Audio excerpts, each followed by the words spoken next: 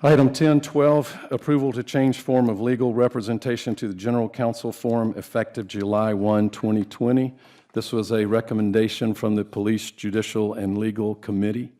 It is a recommendation from committee. It does not require a second, so we do have a motion on the floor, and we have discussion. I think I've made my reasons very clear. For quite some time, I've spoken to people at peer cities, and as chairman of the committee to set the stage for this. I think it's time to do this. I think we're in a decade-old relationship and a decade-old model that does not serve the people of Mount Pleasant as well as it should. And so as the chair of the committee, I urge the other members of this body to please pass this, this motion. We're in discussion. Yes, sir. If I remember correctly, this discussion occurred in executive session of the PGL committee, primarily? Well, yes, but the vote, of course, was public. Correct. But since the discussion, since we were not, all of us were not privy to that discussion, I think it's a discussion that probably should have happened in public, and I'm asking for it to be public tonight so that we can all understand the rationale behind the recommendation. It's not anything that would be covered under an exception for FOIA, so I don't know that we need to talk about it in an executive session. So it may be just if we could have a discussion about what the rationale was in executive session for this recommendation. In item 13, should we need to discuss the aspects of the contract, we could go into executive session, but the motion is to make the change or not. Well, contract is different from the form of representation. So Right. can we discuss the form of representation publicly? Yes, that's what I'm affirming. Thank you. Right. Yes, sir. Mr. Bustos. And I was part of that. I was out part of that conversation. When I was on council before, we had a general counsel. Mr. Young was our attorney, and he was on the staff, and he was responsible to the town administrator. Mm-hmm. And if we had questions, you know, we could ask those of Mr. Young. But when it came to lawsuits and different things, Mr. Young would come in and give his opinion about the lawsuit, and he would also say, I can represent us on this, or he would say, I don't have the expertise because, you know, he said, I can't be an expert in everything, which I think is probably, you know, true about any profession. And so he would go out and then come back with a recommendation of a firm to hire.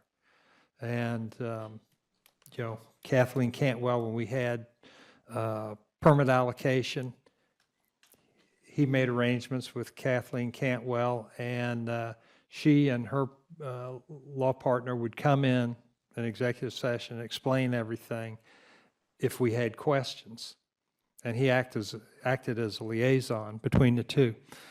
And if we had a different, you know, in condemnations, I think Mr. Pagliarini was who we went to for condemnations. So, you know, we could go out and find subject matter experts and hire their firms, as opposed to looking at one lawyer and saying, or one firm and say, you have to know it all. And that's, I thought it served us well. And, you know, we did, I think we did well, defended the town very well, and there were good outcomes. How about financially? He was paid a salary, and certainly Well, when you, I think the discussion in open committee was, when you look at the costs of having an in-house attorney and then all the contracting that goes outside because one person doesn't know it all, how does that compare to what we currently have, and what's the financial benefit to moving to a new model? well, we spent less. Well, is that $10 less, or is that $1 million less? I mean, it's, No, well, I need more detail about how you yeah, came to the decision. I can't give you, because I just don't remember, but I remember it seemed to be very worthwhile doing it like that. I mean, I'm constantly amazed at the hundreds of thousands of dollars that we spend. So, and we're, right now, we have a firm of 3 attorneys, and you can't expect that they're not going to be paid. Let me remind council to address the chair. I know, it's good. That's fine. The rules are supposed to address the chair. Thank you. And so my inquiry here is there was considerable discussion in executive session, and I'm not really clear on the justification, what the town benefits from moving to a new model. I'm hearing the way things were, and I remember those days, but what is the benefit to the town in real dollars or in real performance or whatever to move to a new model? I'm sure that was discussed in executive session, but maybe we can talk about that publicly since it's not a protected item. Did you want to be recognized? Yes. Yes, sir. I guess I'm going on 20 years of doing this here with the town. I served when Alan was there as well. Alan was very good, but I can tell you Frances Cantwell did not come cheap. She's excellent at what she did, and we had her a lot. And others. We had others as well. I don't know the exact figure. Eric's going to have to tell us these figures, but I can tell you, looking at how Alan was busy. Alan wasn't always available when we needed to talk to Alan because he was busy. He was one person, whereas they have 3 people here and at least 2 here most of the times. It's easy to be able to go in there and if you just have a simple question, to be able to get your answer. Not only that, but they represent different areas of the law so that they all have, like you said, David, with condemnations and Jim and Julia, it's very easy to at least get a question answered. I'm not talking about creating ordinances and things. I'm talking about just a simple question to get an answer. I think they've done a fantastic job, and I'm not ready to change our form of attorneys right now because I think they're doing a great job. In fact, we just found out that we just won another legal case. I mean, we're doing well. I don't like to change things just for the sake of changing them. Well, I think they've done hold on, well. Mr. Sen, 1 second. I just have another question, if I may, Mr. Hold on. Mayor. Mr. Santos still has the floor. Yes, sir. Sir. You done? Oh, did I give Mr. up the Brimmer. floor? I didn't think I gave out the floor, but great. So I think there's a real difference between being a town of 35,000 when Alan was here and what we have today. I'm sure the legal workload is considerably more. But one of the biggest consumers of our legal services are our administration and department heads. What has been I'm sure they were surveyed on this, what was their opinion on whether we should go to a different model or not, or whether they're being properly served by legal? I'll be glad to answer if you'll, Chair. From the committee standpoint, and I have reached out to our peers in other places, City of Charleston, City of North Charleston, and others, and they advocate the general counsel model. It does, and it works well. But the bottom line is, when you have the general counsel model, they are employed. You have the town administrator here, and you have your general counsel here. And as I won't put words in your mouth, but as you told us the other day, that however that works, and we're discussing the general counsel model now, that also keeps the town administrator in line because the attorneys represent us, and the attorneys can come to us and say, this isn't right, this is right, or this isn't right. But you asked what the benefits will be, and I'll go back to the model I've been saying for 2 years. Look at our healthcare model. We have a primary care physician who refers us to specialists. Our primary care physician doesn't do our dermatology and our neurology. And that's what we're asking one law firm to do for a town of 85,000 people. We're asking them to do parliamentary stuff all the way up to the big litigation like we did on Park West. And it's not only my opinion, but when I talk to peers and other places, they don't think that's necessarily for a town as big and complex as ours, the best way for us to do it either. Okay. And so going back to my question then, I'm sure there's been a survey of our department heads since they use most of the legal services on contracts and advice. So what is the opinion of our leaders in town who use these services? Are they not happy, or they are happy? Have you reached out to them and asked them? Well, it's council's decision because they represent council. But I know that the general counsel model works in other peer cities. And so the question is, can you set it up? Can it work for department heads? The answer is obviously yes, and we do it the same way they do it. So, I mean, we didn't poll department heads to make a decision for our legal representation, is what I'm saying. Okay, and that's fine. Does our legal firm represent town council, or does our legal firm represent the town of Mount Pleasant business? They represent town council. So all the departments. We employ them to advise us as our lawyers, because we're responsible for the town. We vote on to tell them what to do. Mr. Kinane, please wait till you're recognized. I didn't say anything, sir. Yeah, I know you didn't.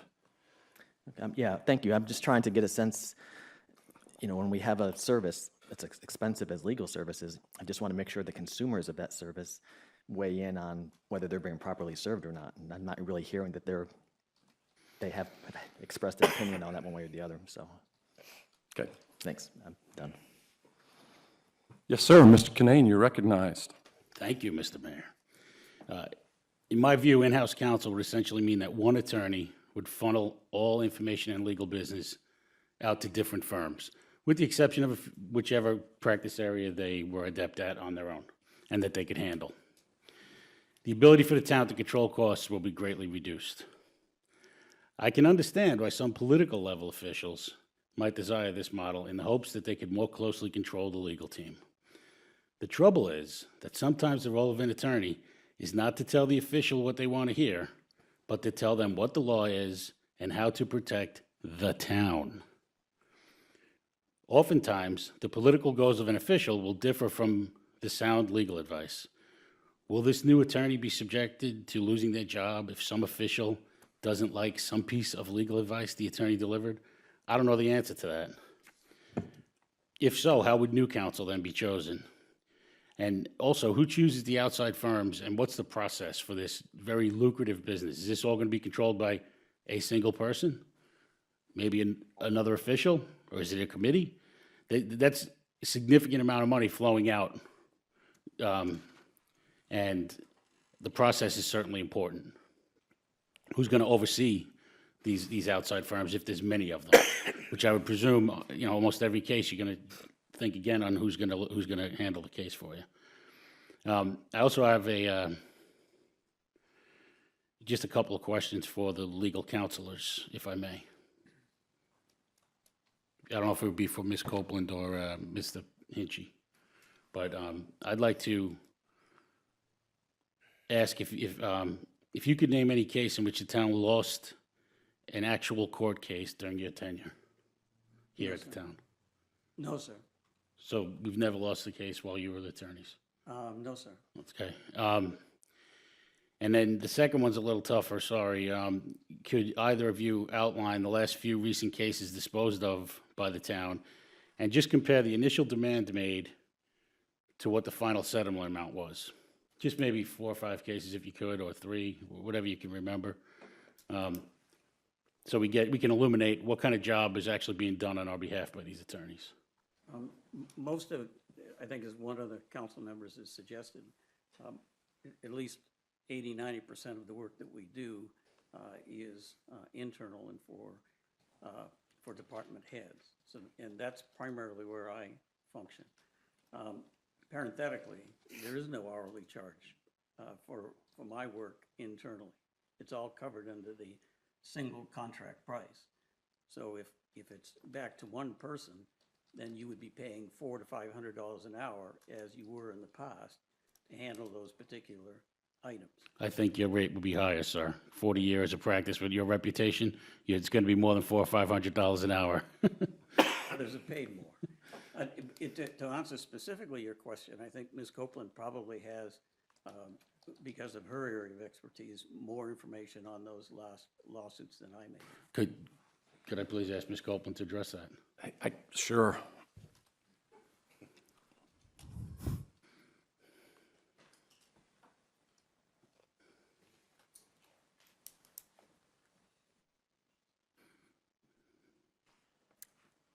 Good evening, Mayor, council members.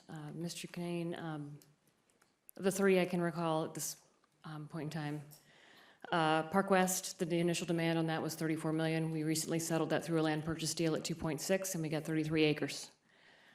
Long Point Cooper, that's the Bell Hall lawsuit. They were demanding $14 million, and we just got a favorable order from Judge Norton on a motion for summary judgment. So we paid $0 on that one. And if I may, sir. I believe our insurance covered that, and Mr. Lindeman did. handled that. Mr. Lindeman did an excellent job, and we also assisted him with that. Thank you Thank very you. much. Also, Middle Street, that was another large one that settled last year, I think in 17. The demand was 11 million, and I think we ended up settling that one where the plaintiff is actually going to be paying us about $1 million in impact fees. Thank you. Anything else? I think that covers it. If, the last question I have is kind of for council. Even if the decision's made that for whatever reason, new attorneys are just desired. We want new attorneys. The real pressing question is, how does going down to a single attorney improve the service that we're going to get for our town? I can't see it. I mean, like someone said, our population's soaring, and what might have worked when we were 40,000 people may not work now. And if new attorneys were desired, then we could hire another 3 or 2.5 attorneys to handle things the way these attorneys are handling it without upsetting the whole process and getting into this gray area of sending legal business out at will. Thank you. Mrs. Landing, yes. I have a question in regard to the timing of this. It is my understanding that regardless of the circumstances, that a council sometime prior to this particular body voted to extend the contract, and therefore there's 2 full years remaining on that contract, which I would take to mean that this contract is actually effective until June 30th of 2021. So I'm just wondering, if we were to vote tonight to approve to change the form of legal representation effective July 1st, 2020, aren't we looking at a problem with perhaps either a breach of contract or something that's going to end up changing things midstream? Let me answer that as chairman of the committee. No, there is a provision in the contract for termination. It's not a breach. It's not a breach of contract. Mrs. Whitley, did you? So long before I got on council, when I was campaigning, I was in favor of a general counsel model for the legal representation of this town. I think that our town would require 2 in-house attorneys, at least a general counsel and someone working underneath them to handle things internally. You give a general counsel a budget, they have their spend, they know they can hire and fire their attorneys at will, they can hire the best folks to provide representation on that level. I have not had any problems with the legal services provided by the attorneys that are currently representing our town. I've had nothing but great work from them for me. And I cannot speak to the heads of other departments. But I think that for a town our size, having someone who is a town employee, who represents the interests of the town solely, and has the flexibility with who they utilize as outside counsel, and part of their job would be to manage the spend so that they wouldn't be going over. I don't necessarily see this as a cost savings. I think it'll probably be about equivalent. I don't think that there'll be a large dollar savings amount in the end. But what I think it does give the town is flexibility, and then also a single point of contact for counsel that, excuse me, that we wouldn't have, I think, some of the concerns that are out there currently about, relationships developing that are closer than others, or that kind of thing. I think it would be good to have one person who is kind of the point of contact for legal for the town. And discussing their contract, that would be something for executive session. Is that correct? Yes. Because there's something that I have in their contract that I would like to discuss in executive session if we get the opportunity to do that. Yes. Mr. Bustos. Yeah, to talk about the wins and the losses, when these lawsuits came up, Mr. Kinane, the attorneys just didn't go out and talk to the folks who were suing us and then come back and say, we've got it all settled. They came back and consulted with counsel, and it was counsel that said, this one we want to fight, this one we don't want to fight. So, they represented us, but they didn't make the final decision. The council made the decisions and gave them guidance of where the council wanted them to go with this. So you can't ignore that aspect of this too. It wasn't just that they went out and won a lawsuit and came back and told us we won. So, Mr. Brimmer? Yeah, I'm sorry, just one other question. This is, I guess, for our legal counsel, Mr. Hinchey. My understanding is that to go into executive session and talk about a contract, that is for contract consideration or negotiation. But aren't executed contracts public documents? There. So we could talk, It depends on the nature of the contract and what the contract states. There may be some contracts that are subject to, and you're going to be talking about one later on. yes. Subject to non-disclosure agreements that would supersede. The town's of contract with your law firm, is that something that can be discussed in public? Sure. Okay. So we don't need to go into executive session and talk about the current contract. So one question I do have regarding that is, how much is it going to cost the town to terminate your contract under its current conditions? That depends on how you do it. So give us some scenarios of, If you were under the contract, if you were to terminate without cause, you're required to provide at minimum 180 days notice of the date of termination, or the date of anticipated termination. At that, once that date of determination is reached, then the council would vote again on whether to terminate or not to terminate. If there's a decision to terminate at that point, then under that, if it's a termination not for cause or a non-renewal, then you're required to pay in a lump sum on the date that you make that decision, the value of 180 days worth of service under the entire agreement. so under the current recommendation, what dollar amount are we talking about? That would depend on if the suspense date is July 1, 2020, you pay the contract rate, you pay under the contract until July of 2020.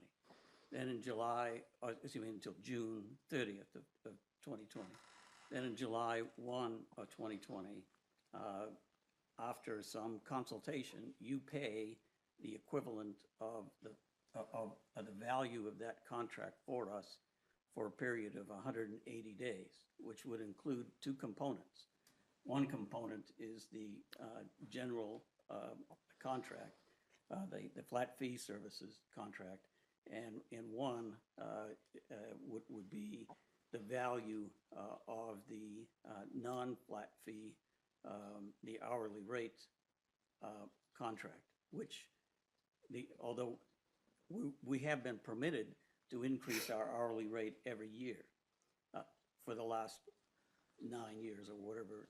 So Mr. Hinchey, just getting to brass tacks, if Yeah. what's being proposed tonight, if it passes and the vote is to terminate the contract in next July, how much money is this town obligated to pay? I'd have to pull out a calculator and look back at the billing history, and then I can do that. Has anybody done that before we vote on this? Has anybody come up with how much money we're going to have to write a check for? I'm sorry, did I interrupt? Yes, GM. So just to clarify, the current contract with the law firm is public document, is it? Okay, so we can speak publicly about it? Yes.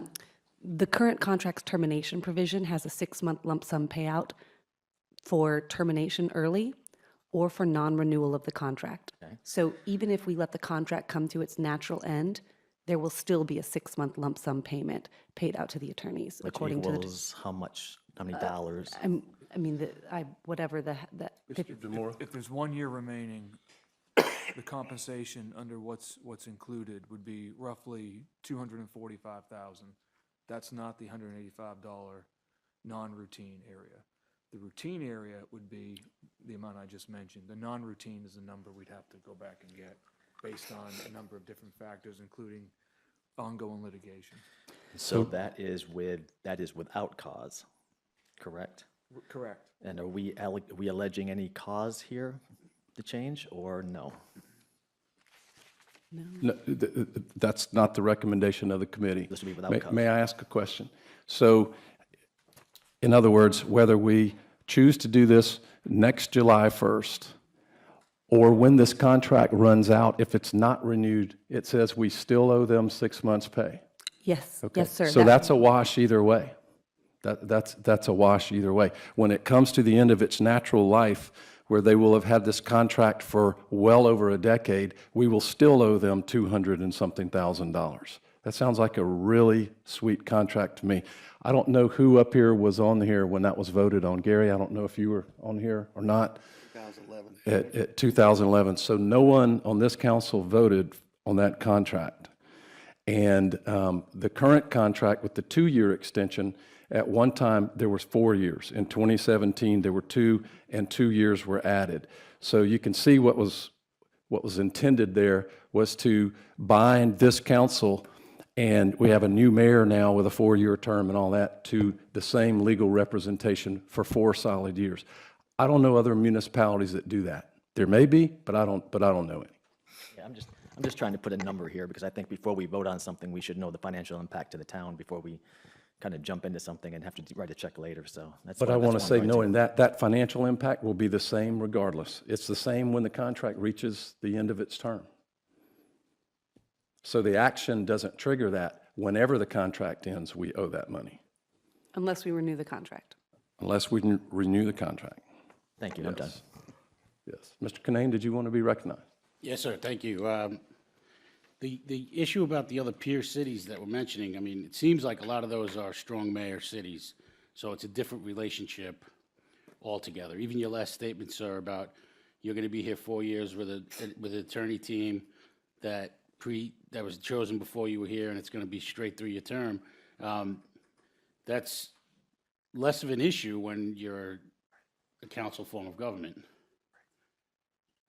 So the other thing is, I'd just like to ask the attorneys if they can explain, if you just took a random 6-month period and said, we need to unwind and convert to another law firm, what does that involve? And maybe explain why there's that 180-day clause in there.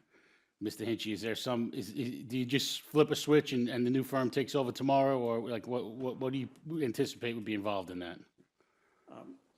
First of all, in the contract itself, there are some introductory clauses that, to some extent, address the rationale for that 6-month period. It was because both parties recognized that we were being asked to make a substantial commitment of our resources to service the town.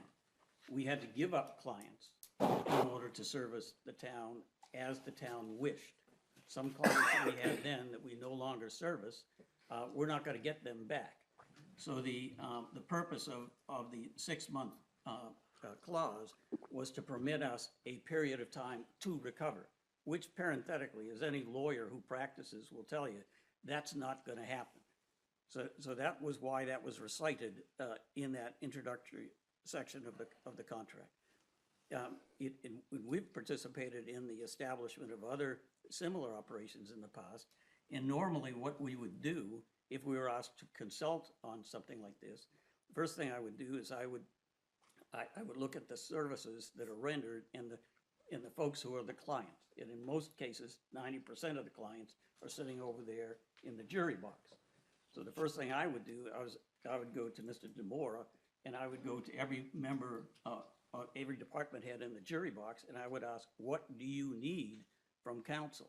One of the things that we were told when we came here, Mr. Young, who was a brilliant man, and did an outstanding job here at the town, without reservations. As one person, he couldn't, if you ask the people in the jury box, they'll tell you, he couldn't service them the way they wanted to be serviced. In many instances, rather than retaining outside counsel, that was a need that went unmet. We were asked to meet that need for a flat fee, and we did. But in any event, so I'd survey and I'd come up with a job description for the folks that you would want. Someone mentioned that Mr. Young was outstanding when the town was smaller. We've grown considerably, and I can't in any comparable municipality, if we even take a look at the city of Charleston, they have a huge legal staff. And it's not just the legal staff, but because we have one receptionist who services all administration, so we get very little time there.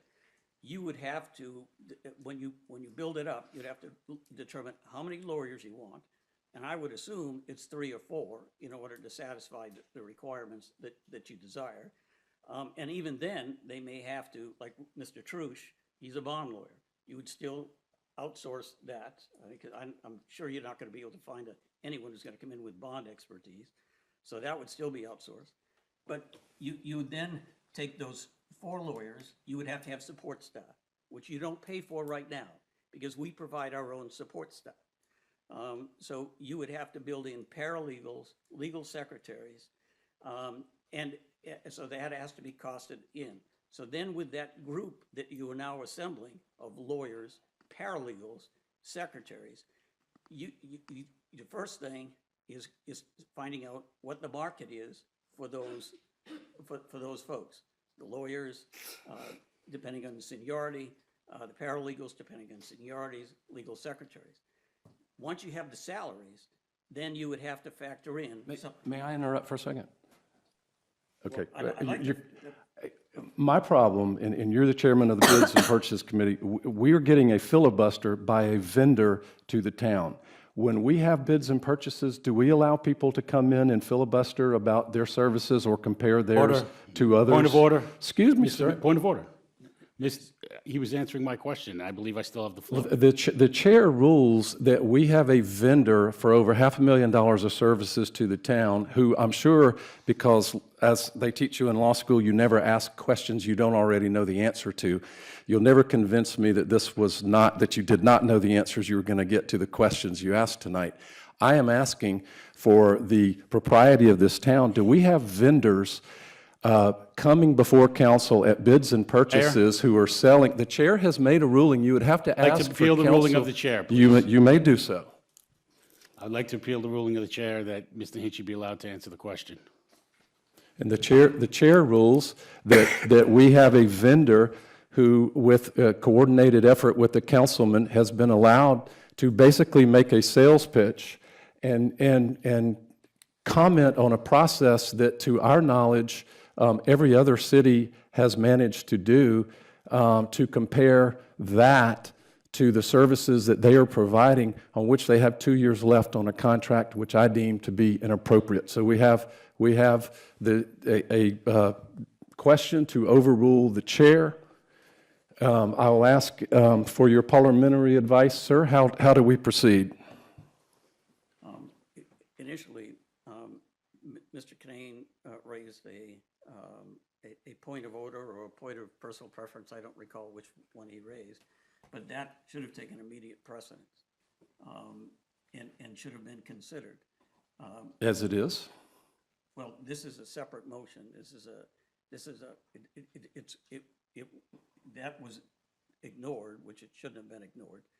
And now it went on from there to Mr. Canane having to seek an alternative remedy, and that was to seek to appeal the chairman's decision. Yes. So if we're going to strictly go by Robert's rules, his point of personal preference should have been recognized.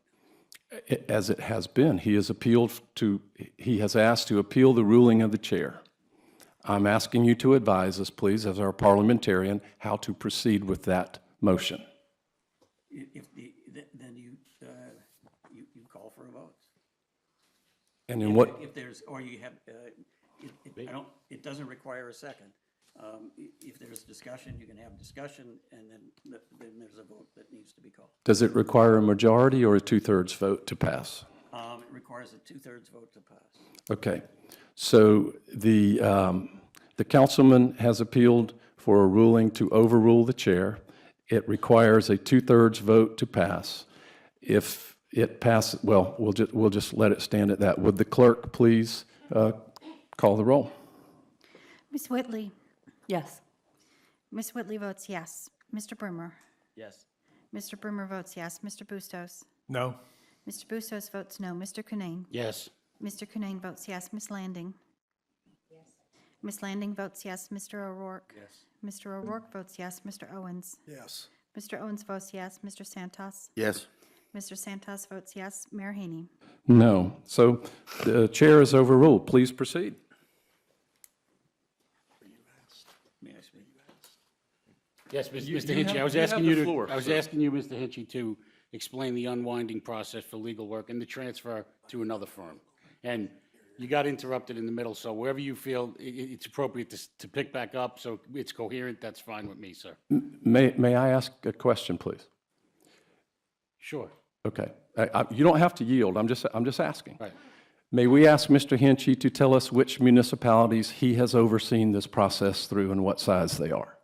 No, I didn't say in other municipalities. I've said in other organizations. Thank you. Need to call for the vote on this thing. It's ridiculous. May I continue? Need to call for the vote. Mr. Canane has the floor if he's... Yes, Mr. Hinchey, I'd like you to answer the question, that's all. It's really not that difficult, of a concept to allow you to answer a question. So I'd really just like you to answer the question, sir. Thank you. I think we talked about the salary component because they would be in employed status, they would be entitled to all benefits, including retirement benefits. You don't pay those right now. You would have to you would have to analyze the cost. I think Mr. DeMore knows generally how much each benefit is worth, both for health insurance benefits and also for retirement benefits. And then you would project that over a period of time. And traditionally, those are, once you establish a department, which would probably be significantly higher, then you would have to project what the costs are going to be into the future. Rather than have them controlled by contract, you're going to have it be controlled by the marketplace. And then once I have that in place, then I would compare it to what the costs that you have experienced under the current contract have been. So that would, to me, would first say, is there a savings? If there's not a savings, then here's what the costs are going to be. Are we ready to undertake those costs because we see some additional benefit? I mean, Okay, so is it accurate to say then that 180 days would be consumed by the conversion into another system? At least. Okay, I'd like to call for the question. Thank you. If there is any other council member who wants to speak, the question may not be called. Is there anyone else who wants to speak? All right, we have a motion before us to change the form of legal representation to the general counsel form effective Mayor. July 1. Yes, ma'am? I have one more question. I Okay, then you may apologize. be recognized before the question is called. Thank you. I apologize for having to do this again, but again, I'm still not clear. If we were to vote tonight to change our legal representation to general counsel effective July 1st, does that mean our current attorneys would continue working with us for the next year? And we would pay them for a year, plus at the end, another 6 months for that lump sum payment? I will say for the committee, and correct me if I'm wrong, that was the intention, that we would work with them for that year. Basically, and what was said, and Mr. Bremer, what was said in executive session, they got a 2-year contract extension in 2017, 2 years on the 2 years they already had, making it 4. All this will end up being is 3 years instead of 4 years, and they have had this contract for the better part of a decade. All right, so we have, yes, sir? Yes, sir. thank you. My concern is, like Mr. Bremer, being able to go to department heads who are constantly involved in the day-to-day with town business. Having something from them before we vote on such a important issue. And also to ask Mr. DeMora, we've had a number of discussions regarding legals and legals cost. And do you recall what came out of maybe police, legal, and judicial about the cost compared to other municipalities of the size of Mount Pleasant and where we were in the mix of costs for attorneys? Was that question to me, sir? Yes, sir. I believe the presentation that was delivered showed our costs somewhere below halfway from everyone that was the presentation that was delivered and copied to council. Now, I mean, each one of those organizations has a different mix. I mean, you know, it's tough to tell, but the information that was provided, it was below the median. Okay, all right, thank you. Yes, sir. Mr. O'Rourke? My only comment that I would like to make is that I hope we don't low bid our legal advice. This is a very large city with very complicated issues. And I think that we should be, I think how much it costs is okay to ask the question for information, but I hope we don't say, how can we get this the cheapest? The advice that we get needs to be more important than the cost we pay, my opinion. Yes, sir. Okay, so the motion is to approve, from the committee, approve the change of form of legal representation to general counsel form effective July 1, 2020. A yes vote supports the motion. Would you please call the roll? Mr. Brimmer. No. Mr. Brimmer votes no. Mr. Bustos. Aye. Mr. Bustos votes yes. Mr. Coonane. No. Mr. Coonane votes no. Ms. Landing. That's toughy for You me. can pass if you want. Yes, I'll pass. We have a pass. Okay. Mr. O'Rourke. No. Mr. O'Rourke votes no. Mr. Owens. No, Mr. Owens votes no. Mr. Santos. No. Mr. Santos votes no. Ms. Whitley. Yes. Ms. Whitley votes yes. Ms. Landing. Abstain. Mayor Haynie. Yes, so by a 5-3 vote with one abstention, we will not be changing our form of legal counsel on July 1st, 2020. Wow.